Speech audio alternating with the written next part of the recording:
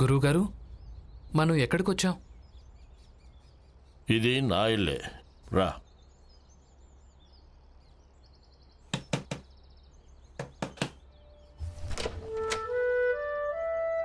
ఇతనే భీమరావు అంటే.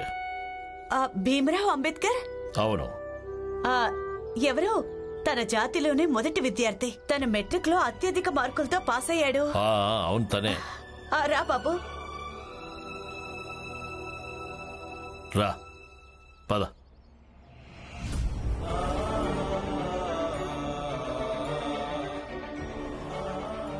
బయటకెళ్ళి ఇక్కడి నుంచే వెళ్ళండి. ఏయ్, త్వరగా నీళ్లు తీసుకురా. ఇల్లు మొత్తం శుద్ధీకరణ చేయాలి.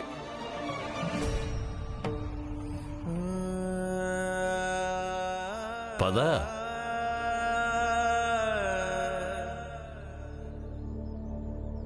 నువ్వేమీ సంకోచించకు. జ్యోతిబా పూలే గారి ఆశయ సాధకులం. జాతి మతాలని పట్టించుకో. ఇక అంతకంటే మంచి ఏంటంటే, నా భార్య కూడా ఇలాంటి వాటిని అస్సలు పట్టించుకోదు. తను సావిత్రిబాయి పూలే గారి భక్తురాలు. లోపలికి వెళ్దాం, పద. రా.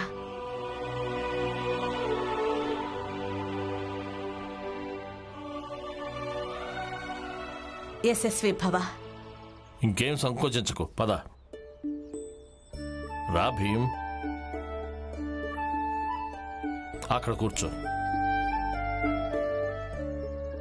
కూర్చో. వద్దు, పర్లేదు. కూర్చో, పర్లేదు, కూర్చో.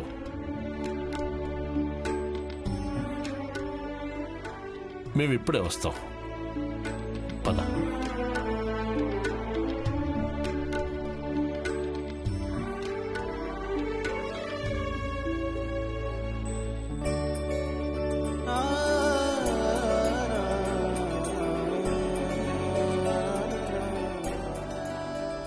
ఈ ఇల్లు మనుషులుండేదా లేక పుస్తకాలుండేదా?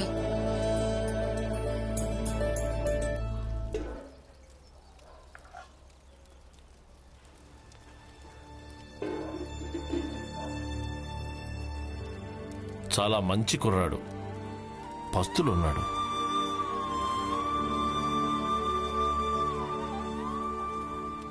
అవన్నీ నాకు తెలీదు, కానీ నాకు అనిపించడం లేదు మంచి మనిషి అని. ఎందుకలా అనిపించింది? ఆలోచించండి.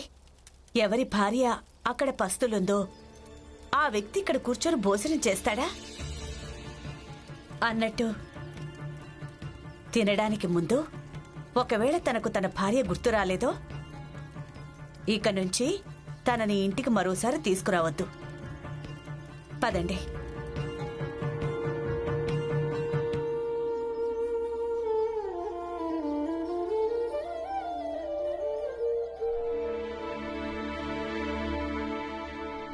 తిను బాబు. గురువుగారు, ఇదంతా తీసుకో. వద్దొద్దు గురువుగారు, పర్వాలేదు. ఏం పర్లేదు, తీసుకో.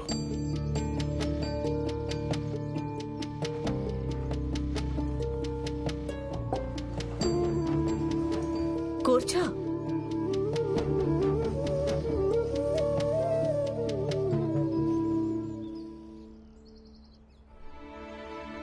తీసుకో. తిను. తిను బాబు.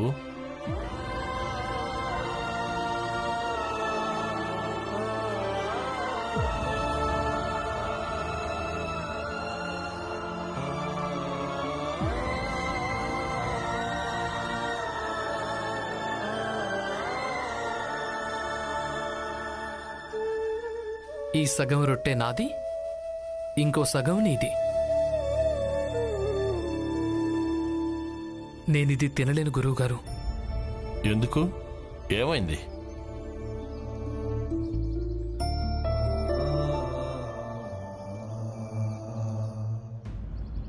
గురువుగారు, ఇంట్లోంచి బయలుదేరడానికి ముందు నేను ఒక రొట్టెను 2 ముక్కలు చేశాను. సగం నేను తిన్నాను, ఇంకో సగం నా భార్య రమకు తినమనిచ్చాను. ఇప్పుడు నాకు తెలీదు గురువుగారు, తను ఆ సగం రొట్టెను తినుంటుందో లేదా తన తమ్ముడు చెల్లెలికి తినిపించిందో. కాని ఏదేమైనా అక్కడ తను పస్తులుంటుంది. ఇక నేను ఇక్కడ కూర్చుని భోజనం చేయలేను. మీరు ఈ భోజనాన్ని నాకు కట్టించేయగలరా? నేను దీన్ని రమతో పాటు ఇంటికి వెళ్ళాక తింటాను. రోజంతా మేమిద్దరం ఆకలిని పంచుకున్నాం. ఈ భోజనాన్ని కూడా పంచుకునే తింటాం. బాబు, ముందు నువ్వు తిను. నీ భార్య కోసం నేను వంటగదిలో విడిగా భోజనం కట్టిస్తాను. వద్దొద్దు, నేనొక్కనే తినటం నా వల్ల కాదు. చూడు, ఈ భోజనం తీసుకెళ్ళి అలాగే ఇద్దరి భోజనాన్ని ఒక దాంట్లోనే మూటగట్టి భీమరావుకిచ్చే. అలాగే, ఇప్పుడే తీసుకొస్తాను.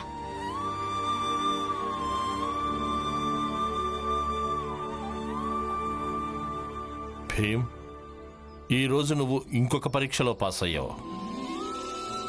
పరీక్ష అంటే నాకేం అర్థం కాలేదు గురుగారు.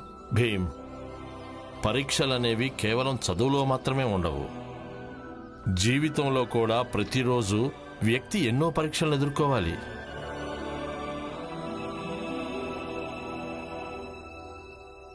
గురువుగారు, మా అమ్మ ఎప్పుడు చెప్తూ ఉండేది,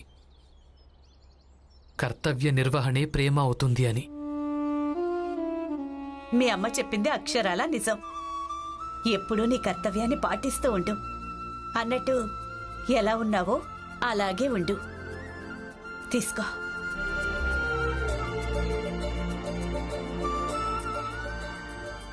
గురువుగారు,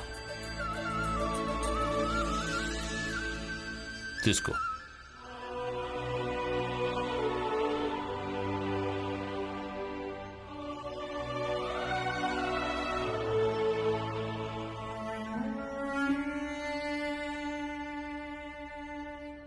వస్తాను గురుగారు.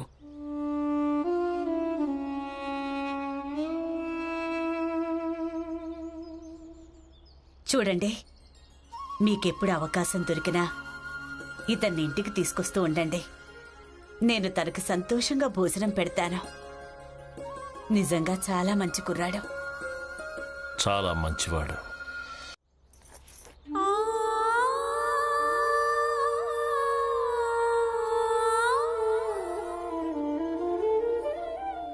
ఉపాయం మంచిదే. సోముని చిట్టిని పిలిచి గోళీలాడుకుంటాను. ధ్యాస మళ్ళీపోతుందిగా, దాంతో ఆకలి తెలీదు. సోము, చిట్టి,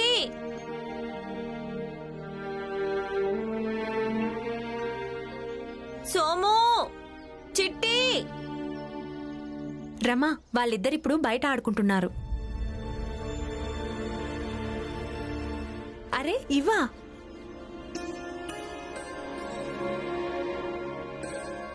నువ్వు కావాలంటే నీతో కలిసి నేను ఆడతాను. అయినా మనం తోడికోడలలాగా ఎక్కడుంటాం? ఎప్పుడు నువ్వు నాకు స్నేహితురాలివి, అలాగే నాకు చెల్లెల్లాగానే ఉంటావు.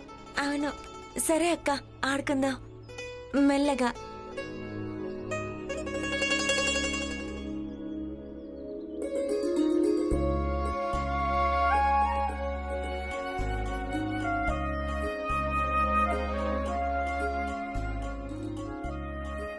ఇదిగోండి, ముందు మీరు ఆడండి.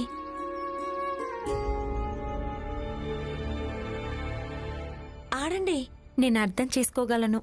నీకు చాలా ఆకలేస్తుందనుకుంటా కదా, కానీ నువ్వు కూడా అర్థం చేసుకో. నిన్నిలాంటి పరిస్థితుల్లో చూస్తే నాకు అలాగే అత్తయ్యకు మంచిగా అనిపించదు కదా. అక్క, నేను బానే ఉన్నాను, మీరు ఆడండి. ఇదే సరైంది కాదు. భార్యాభర్తల్లో ఇద్దరూ బాధ్యతల్ని నిర్వర్తించడం మంచిది. నువ్వు నిర్వర్తిస్తున్నావు, ఇక్కడ పస్తులతో కూర్చున్నావు. మరి తను అక్కడ కళాశాలలో ప్రశాంతంగా చదువుకుంటున్నాడేమో, ఎవరికి తెలుసు, ఏదైనా తిన్నాడేమో కూడా. అవన్నీ వదిలేయండి, మీరు ఆడండి. ఆటలాగే మారిపోతావు. ఇదే నీకు అర్థమయ్యేలా చెప్పాలనుకున్నా. నేను ఇంకా అత్తయ్య కూడా. నువ్వు అర్థం చేసుకో. చిన్నప్పటినుంచి భీమ్రావ్ ఇంతే. ఎవరి గురించి ఎలాంటి బెంగా ఉండదు. ప్రతి విషయంలోనూ బాధ్యత లేనివాడే. చిన్నప్పటినుంచి ఈ ఇంట్లో ఎవ్వరి మాట వినలేదు. ఇక అలాగే నీ విషయంలో కూడా చేస్తున్నాడు. చూడురమ్మా, నేను కూడా ఒక అమ్మాయినే. అందుకే నీకు నచ్చ చెప్తున్నాను. ఒకవేళ భర్త బాధ్యత లేనివాడు దొరికితే జీవితం సవ్యంగా సాగదు. కానీ రమ భర్త బాధ్యత లేనివాడు కాదు వదినా. నా ప్రాధాన్యతలు వేరే. అందుకే బాధ్యత లేనివాడిగా అనిపిస్తాను.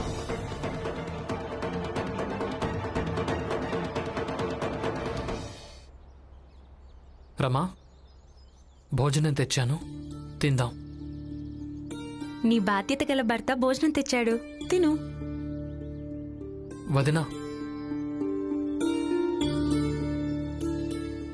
ఇదిగో ఈరోజు నేను పార్కులో. ఏంటిది? చేతి, ఈ గుడ్డను ఎందుకు ఇలా కట్టుకున్నావు? ఏం లేదు, కడుపులో నొప్పిగా ఉంది, అందుకే అవునా? కట్టాను. అబద్ధాలు ఎప్పటి నుంచి చెప్పడం మొదలు పెట్టావురమ్మా? తడిగుడ్డ కట్టడం వల్ల ఆకలి తక్కువ అనిపిస్తుంది, అందుకే కట్టుకున్నావు కదా? ఇదిగో రా.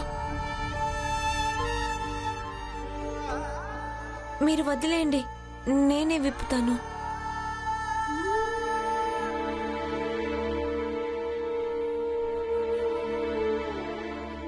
భోజనం చేద్దాం. ఈ భోజనం ఎక్కడి నుంచి తెచ్చారు? ఇది కేలిష్కర్ గురువు గారి ఇంటి నుంచి. మీరు తిన్నారా? నిన్ను పస్తులుంచి నేను భోజనం చేస్తానని చెప్పు. రా, తిందాం.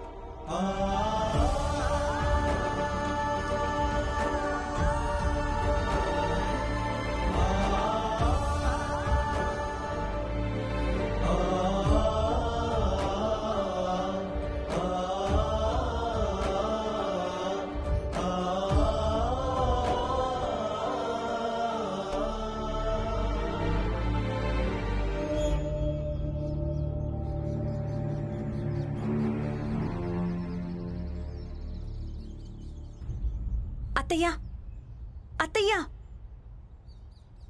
రమ ఏం చెప్పింది? రమ ఏం చెప్పిందో అది వదిలేయండి. భీమ్రావ్ వాళ్ళ గురువుగారి దగ్గర నుంచి భోజనం అడుక్కొని తెచ్చాడు. ఏ ఆకలైతే పొద్దున్నుంచి రమ మెదడు మీద ప్రభావం చూపిస్తుందో ఇప్పుడు అది కూడా పోయింది. ఈరోజు తేదీ ఎంత? ఈ నెలలో మొదటి తేదీ. ఏమైంది?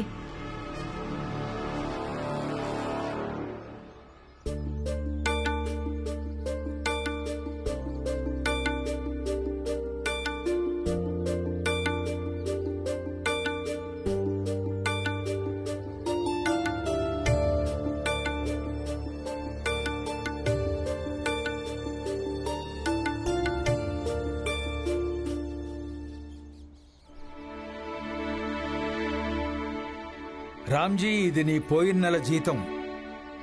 ధన్యవాదాలు సేట్ గారు. పురంజన్, ఇలా రా.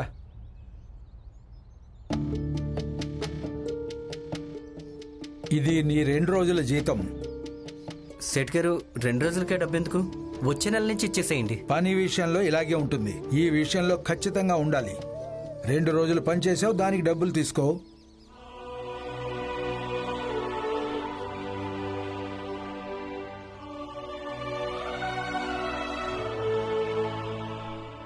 ఖాతా పుస్తకం తీసుకుని రా. రామ్జీ, నగరం నిజంగా చాలా అద్భుతం రామ్జీ. అక్కడ మన సతారాలో మన చేత పని చేయించుకొని మనకు డబ్బు ఇవ్వడానికి బదులు తిట్టేవాళ్ళు. ఇక్కడ ఈ నగరంలో చూసావా, 2 రోజులకు కూడా నాకు డబ్బు ఇచ్చారు. నిజంగా అద్భుతంగా ఉంది రామ్జీ. నగరంలో పనికి ఒక గౌరవం ఉంటుంది, అలాగే అభివృద్ధి కూడా. అందుకే అందరూ గ్రామంలోంచి నగరానికి పనిచేయడం కోసం వస్తారు. అదే నిజమే రామ్జీ. రామ్జీ, ఈ డబ్బు నువ్వే తీసుకో. నీ ఇంటి ఖర్చులు కూడా పెరిగిపోయాయి కదా. అలాగే ఈ కొంత మొత్తంతో నెల గడిచిపోతుందని చెప్పను, కానీ ఈ డబ్బుతో కనీసం 2 రోజులు పాలైనా వస్తాయి కదా. వద్దు పురంజన్, నేను ఈ డబ్బులు తీసుకోలేను. ఇవి నువ్వు కష్టపడి సంపాదించినవి. రామ్జీ, నువ్వు మిత్రుడు అంతే. నువ్వు ఏది చెప్తే అది అయిపోతుందని మాత్రం అనుకోకు. మాట్లాడకుండా ఈ డబ్బు తీసుకో. నేను చెప్పేది విను. వినను. పురంజన్, ముందు ఈ డబ్బు తీసుకో. ఇక నువ్వు ఏం మాట్లాడటానికి వీల్లేదు. సరే, నీ ఈ డబ్బులు అలాగే కొన్ని నా డబ్బులు కలిపి భీమ్కిచ్చేద్దాం. వాడికి ఏవైనా పనికొస్తాయి. అవును, ఇచ్చేసి. బ్రిడ్జు, కొంచెం ఈ చెప్పులు కుట్టివ్వా. అలాగే తెలియమ్మా. డబ్బులు తర్వాత ఇస్తాను. బిర్జోనా, జీతం వచ్చిందా? అరే అన్నా, ఈ రోజు నువ్వు ఖరీదైన పంతున్నావు అనుకుంటా. అవునా? ఈ రోజే జీతం వచ్చింది కదా. నువ్వు నీ పని చూసుకోవచ్చు కదా. ఏంటి నువ్వు చేసే పని? ఇది నా పని, నేను ఇదే పని చేస్తుంటాను. నువ్వు ఇలానే చేస్తూ ఉండు. అందరూ 1వ తారీఖు డబ్బులు సంపాదించి తీసుకొస్తారు. ఇక నువ్వు రంగులు పూసుకొనిరా. అమ్మా, ఇదిగో చూడు, నేను కూడా సంపాదించి తీసుకొచ్చాను. వాళ్ళంతా నెల మొత్తం ఏదేదో పనిచేసి తీసుకొస్తారు, పర్లేదా? ఇక నేను రోజు కళ ప్రదర్శించి తీసుకొస్తే తప్ప? నన్నెవరూ అర్థమే చేసుకోరు. నేను అర్థం చేసుకుంటాను. రామ్జీ అన్న నమస్కారం. నమస్కారం. అలాగే మెల్లగా ఈ రోజు కాకపోతే రేపు మిగతా వాళ్ళు కూడా అర్థం చేసుకుంటారు. ఓ రామ్జీ అన్న, తొందరగా వచ్చాయి. ఈ రోజు 1వ తారీఖు. ఇక ప్రతిసారిలాగే ఈ రోజు కూడా కలిసే భోజనం వండుదాం. అలాగే గానా భజన కూడా చేద్దాం. తప్పకుండా. ఇప్పుడే వస్తాను.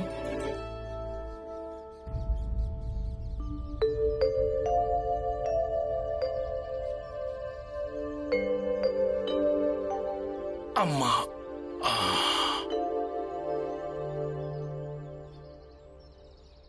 తీసుకోండి.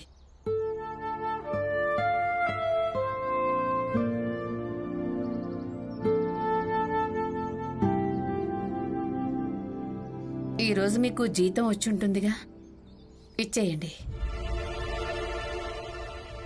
ఎందుకలా చూస్తున్నారు? ఈ రోజు నుంచి ఇంటి ఖర్చులు నేను నా లెక్క ప్రకారం వెళ్ళదీస్తాను. ఎందుకు? రమ వాళ్ళ తమ్ముడు చెల్లి వచ్చారనా? కాదు, ఎందుకంటే వాళ్లతో పాటు మీ మిత్రుడు పురంజన్ కూడా వచ్చాడు. ఇక వాళ్ళు ముగ్గురు భారంగా మారుపడున్నారు.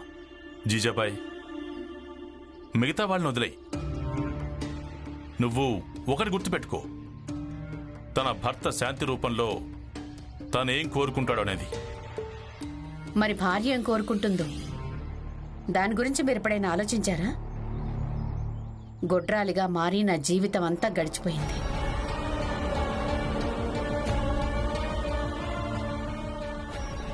కానీ ఈ విషయంలో నేనెప్పుడు గొడవ పడలేదు, అలాగే గొడవ పడను కూడా. మిగతా ఆడవాళ్లు తమ ఇంటి ఖర్చులు వెళ్లదీసినట్టుగానే నేను కూడా వెళ్లదీయాలనుకుంటున్నాను. ఇచ్చేయండి.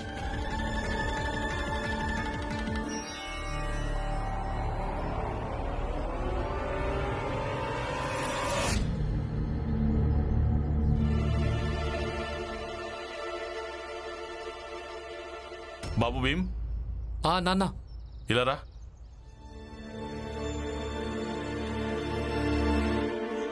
అది నీకు ట్రామ్ నెల పాసు ఎంతలో వస్తుంది నానా? 1 అణాలో. వీడికి 1 అణా ఇవ్వు.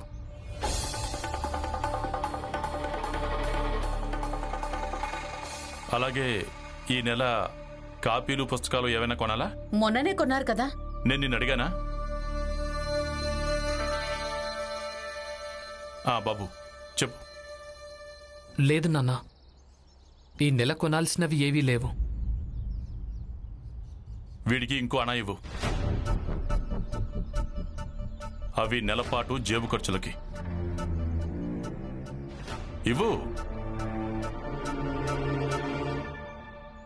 1 అణా నేనివ్వను, 1/2 అణా ఇస్తాను. ఎవరు సంపాదించలేరో వాళ్ళు ఖర్చులైనా కాస్త తగ్గించుకోవచ్చు కదా.